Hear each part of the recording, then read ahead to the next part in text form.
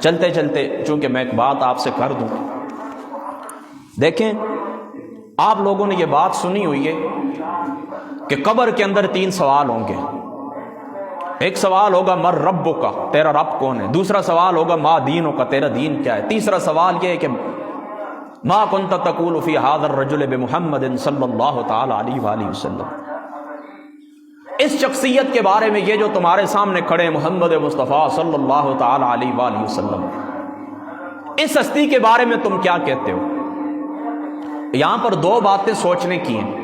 ایک بات تو یہ سوچنے کی ہے کہ بڑی جو پہلے درجے کی کتابیں، حدیث کی کتابیں جس طرح بخاری مسلم، اس کے اندر صرف ایک سوال کیا گیا ہے، یعنی ایک سوال کا ذکر ہے۔ قبر کے اندر ایک سوال ہوگا ما کنت تقول فی ھذا الرجل بمحمد صلی اللہ تعالی، یہی ایک سوال ہے۔ باقی نچلے درجے کی جو کتابیں ابن ماجہ شریف کو دیکھیں، مسند احمد کو دیکھیں، اسی طریقے سے جامع ترمذی شریف کو دیکھیں، باقی جتنی بھی کتابیں ان کے اندر 3 سوال ہیں، یعنی مر ربک ما دینک، یہ 2 سوال بھی شامل ہے اور تیسرا سوال بھی شامل ہے۔ اب سوال یہ ہے کہ امام بخاری اور امام مسلم نے صرف ایک سوال نقل کی ہے، باقیوں نے 3 کی، اس کی وجہ کیا ہے؟ یعنی سوچنے کی بات ہے، ادھر ایک سوال کیوں؟ تو یاد رکھو دوستو اس بات کو، پہلے 2 سوال جو ہوں گے وہ آپ کی نجات کے لیے نہیں ہوں گے۔ پہلے 2 سوال ہوں گے فقط اس لیے ہوں گے تاکہ پتہ چل جائے کہ آپ کس ملت کے ساتھ تعلق رکھتے ہیں۔ ابھی میں نے یہ آیت کریمہ پڑھی ہے نا، میں نے آپ کو بتایا کہ یہاں پر لفظ دین استعمال ہوا عقیدہ رسالت کے اوپر۔ تو یہودی چونکہ اس طرح کرتے تھے، اللہ کو آخرت کو تو مانتے تھے، تو اب اللہ کو ماننے والے موجود ہیں جو مسلمان، ہم جن کو نہیں کہتے وہ بھی اللہ کو مانتے ہیں، عقیدہ آخرت کے اوپر بھی ایمان رکھتے ہیں۔ تو اس لیے پہلے سوال ہوگا مر ربک کا، تیرا رب کون ہے؟ تو ہر شخص جو قبر کے اندر ہے وہ کہے گا ربی اللہ، میرا رب اللہ ہے۔ تو اب یہ بات معلوم ہو گئی کہ یہ اللہ تعالیٰ کو ماننے والا ہے، بتوں کی عبادت کرنے والا نہیں ہے۔ پہلا سوال اس لیے ہوگا۔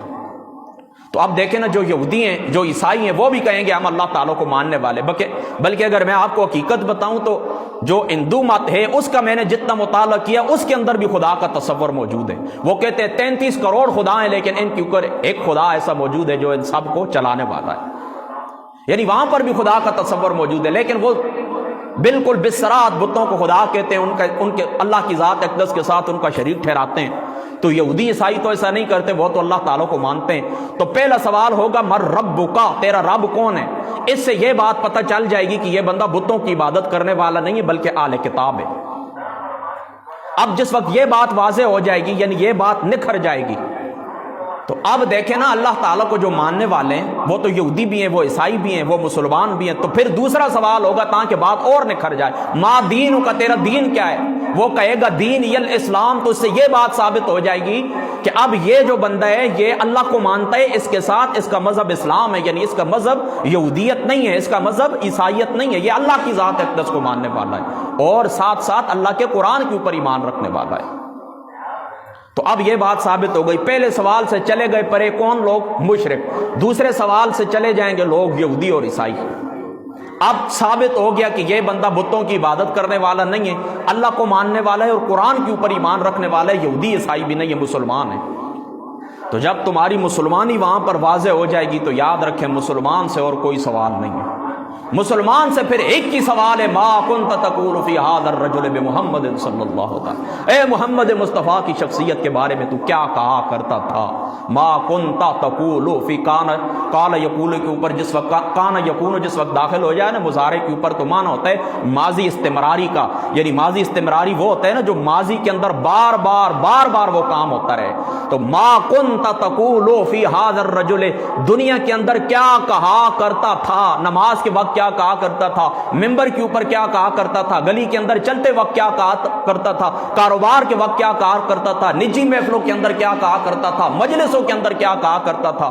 اگر وہ مومن ہوا، بلکہ ہمارے استاذ گرامی ہیں وہ کہا کرتے ہیں کہ اپنے آپ کو بندہ اتنا تیار کرے، اپنے آپ کو بندہ اتنا ستھرا کر لے، حضور علیہ الصلوۃ والسلام کی ذات اقدس کے ساتھ اتنا تعلق مضبوط کر لے کہ جب فرشتے پوچھیں کہ تو اس ذات محمد کے متعلق، ذات مصطفیٰ کے متعلق تو کیا کہا کرتا تھا دنیا کے اندر، تو تمہیں زبان کھولنے کی ضرورت ہی نہ پڑے، محمد مصطفیٰ خود آگے بڑھ کر کہیں یہ میری ذات اقدس کے اوپر درود و سلام پڑھنے والا۔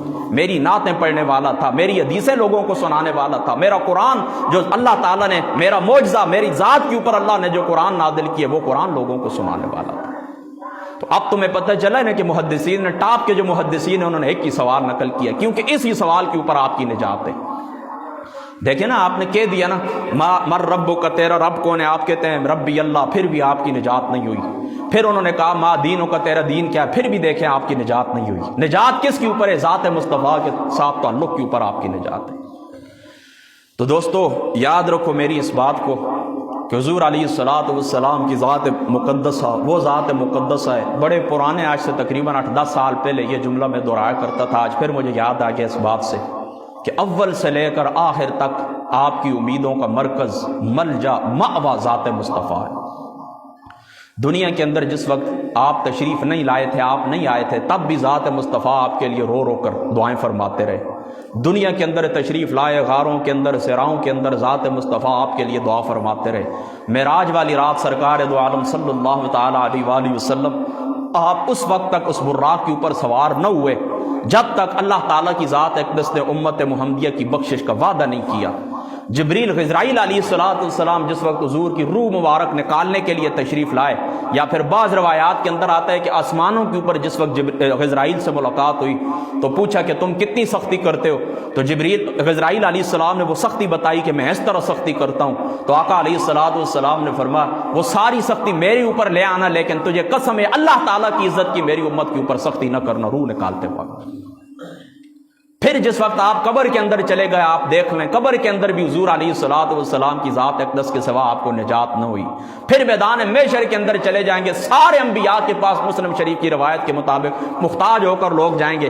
آخر کار کیا ہوگا؟ اذهبوا بمحمد صلی اللہ علیہ وسلم، حضور کے پاس جائیں گے، وہ اللہ تعالیٰ کی بارگاہ کے اندر آپ کی سفارش کریں گے، اور اس وقت حضور علیہ السلام سجدے سے سر اٹھائیں گے جس وقت اللہ تعالیٰ کی ذات اقدس آپ کی بخشش فرما دیں گے۔ آخری امتی حضور علیہ السلام کا جس وقت تک جہنم کے اندر ہوگا، حضور علیہ السلام سجدے سے سر نہیں اٹھائیں گے۔ جس وقت آخری امتی بھی نکل کر جنت کے اندر داخل ہو جائے گا، اس وقت حضور علیہ السلام اپنا سر مبارک اٹھائیں گے۔ پھر مسلم کی روایت آخری بات ہے، جا کر حضور دروازہ کھٹکھٹائیں گے، اندر سے وہ جو دربان ہے جنت کا وہ پوچھے گا آپ کون ہیں؟ فرما میں محمد ہوں، اللہ تعالیٰ کا رسول ہوں۔ تو فرما ہاں محمد مصطفیٰ، مجھے یہی حکم دیا گیا ہے کہ میں آپ سے پہلے جنت کا دروازہ کسی کے لیے نہ کھولوں۔ تو دیکھیں اپنی زندگی کی ابتدا دیکھ لیں اور اپنی زندگی کی جنت تک دیکھیں، ہر قدم کے اوپر آپ ذات مصطفیٰ کے محتاج ہیں، ہر قدم کے اوپر ذات مصطفیٰ کی آپ کو احتیاج ہے۔ تو یار ہماری اول سے لے کر آخر تک جب ہر صورت ملجا مأویٰ ذات مصطفیٰ ہے، تو کیوں نہ دنیا کے اندر ہم ان سے اپنا تعلق مضبوط کر لیں، دنیا کے اندر ہم ان کو اپنا بنا لیں، دنیا کے اندر ان کی تعلیمات کے اوپر چلیں۔